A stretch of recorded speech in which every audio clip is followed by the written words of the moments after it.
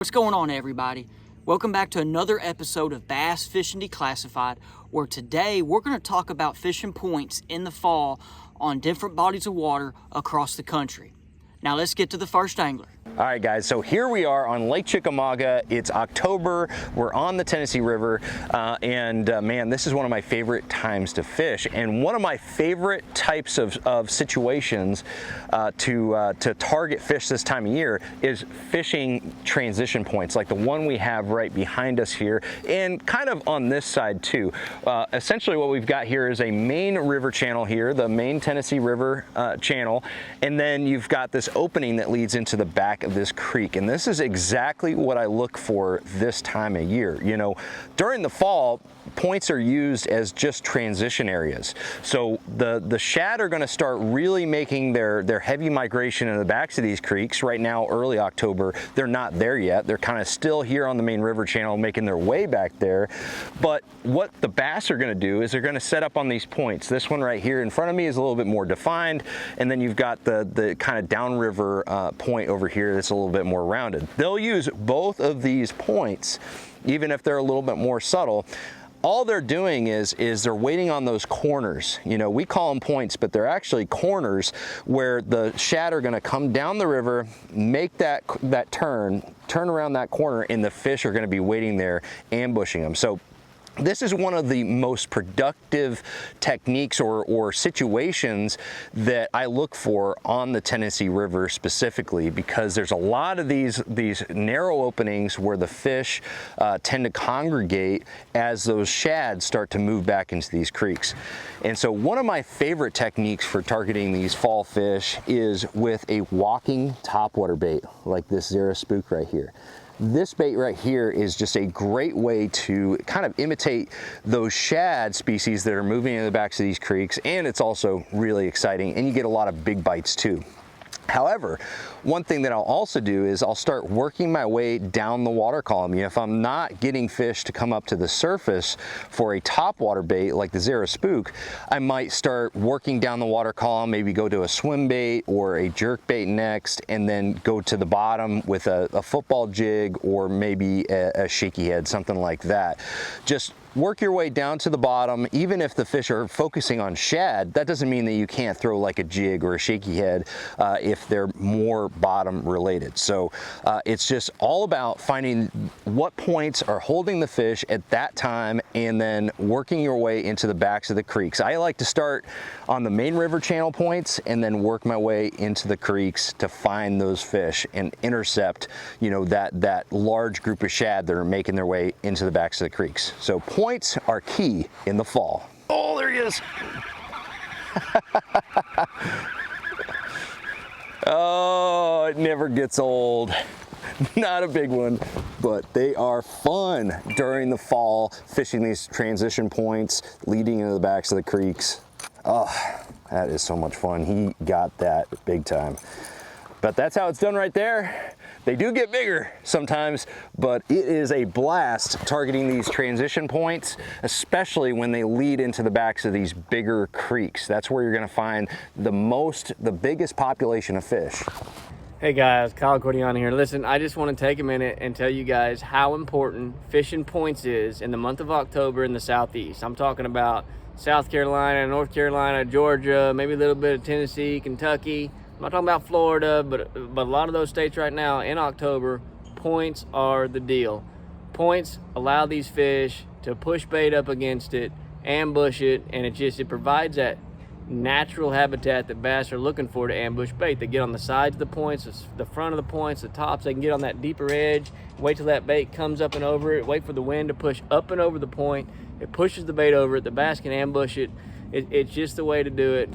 So just target points in the month of October in the Southeast region right now. I'm going to show you a little bit on the graph. I'm out here at Lake Hartwell right now in South Carolina, doing this on the water testing for you guys, sharing the knowledge with you from what I'm getting at time on the water. And here's just some recent examples. I've been fishing in South Carolina, and I'm talking about points here. I'm talking about, here's some main lake points here around this island. That had fish on it. This point back here had fish on it. But as your bait starts to move back, you start to get back into a creek.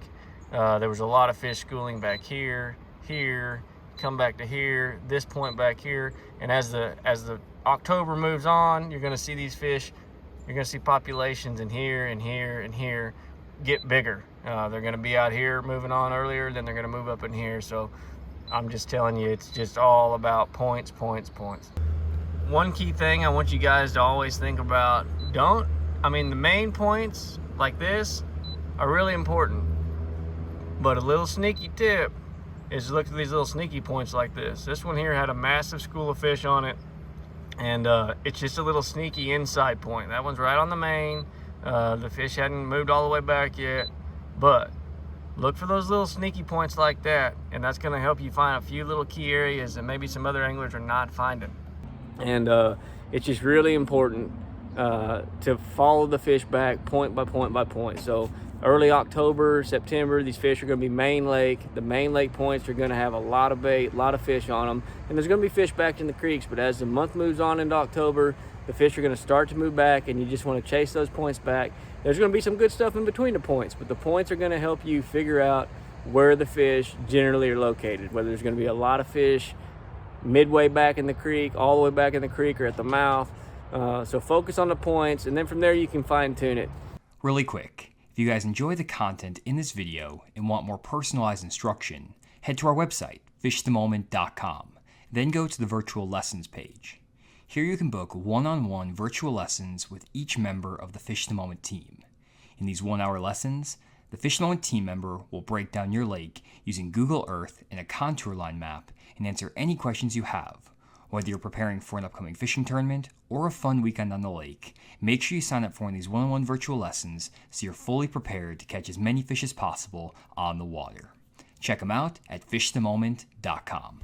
So guys, I'm going to talk about fishing points on rivers in the south, but not just a normal river. We're going to talk about rivers that have other oxbows connected to them. And so I know there's a lot of y'all down in Louisiana that have waters like this. Even in Florida, you have some of your rivers that have oxbows and many lakes even connected to it. So during this time of year, with the air temperatures dropping, which then means the water temperatures are dropping, the bait fish that's been in the main river the past couple months of the summer, they're migrating towards these backwater areas, these other oxbows and mini lakes. Now what happens is those largemouth bass are following, and they're going to use these points on these ditches that connect these areas as ambush spot to eat and get ready for the winter months. Y'all, when I first fish these points, the baits I'm going to throw are my reaction baits. It's going to be my lipless crankbaits and my square bills. These baits are going to even catch probably the more numbers of fish, but they won't always catch the big ones. So I will keep in mind my Carolina rig, my jig head worm, and even a jig, just to try to see if I can catch some bigger fish with those. If the bigger ones are really active feeding and they're just, and it's really happening, they're going to eat that lipless crankbait and that square bill. But y'all, there are times where this time of year, man, the timing has to be right. Those bigger fish this time of year, man, they're there, but man, they still have their feeding windows. Hey, just one quick tip to think about when you're fishing these points and some of these areas connecting these the main river to the backwater is don't just, go up and fish the obvious cover. And the obvious cover is your lily pads. You're going to see your grass, your Johnson grass, your floating grass. A lot of people will fish that stuff first. And man, yeah, it's a blast when you can go throw a frog up there and catch them in the lily pads. But just so if you do fish these areas and you see that there's, you don't catch nothing in the obvious cover, hey, don't think that there's nothing down there beneath the water that you cannot see. There's going to be your stumps. There can be your hard spots such as shell beds. Y'all, on the Fish the Moment channel, I made a video about fishing shell beds. If you've not seen it, go check it out. I'll put the link down in the description below. But y'all, off these points, man, there can be some pieces of cover that you cannot see with your eyes, and them fish will use. Like I said, the stumps, man, is a big one here, and a lot of people, don't really think about throwing at the stumps, man. But them bigger fish, man, will hide behind it and just use that piece of cover to hide from your bait fish that goes by. Thank y'all for watching another episode of Bass Fishing Declassified. If you wouldn't mind, please like and subscribe and give us a comment of what you thought on today's video. Also, give us a comment on ideas you'd like us to talk about in future videos. I know we've gotten pretty good responses so far, and I know I'm just going to answer some of y'all's comments about having anglers talk about areas to your region that we might not talk about in the video. Just know that we are going to be working with some other anglers to give y'all other parts of the country. So just stay tuned. We have a lot more on the channel to bring for y'all. Thank you.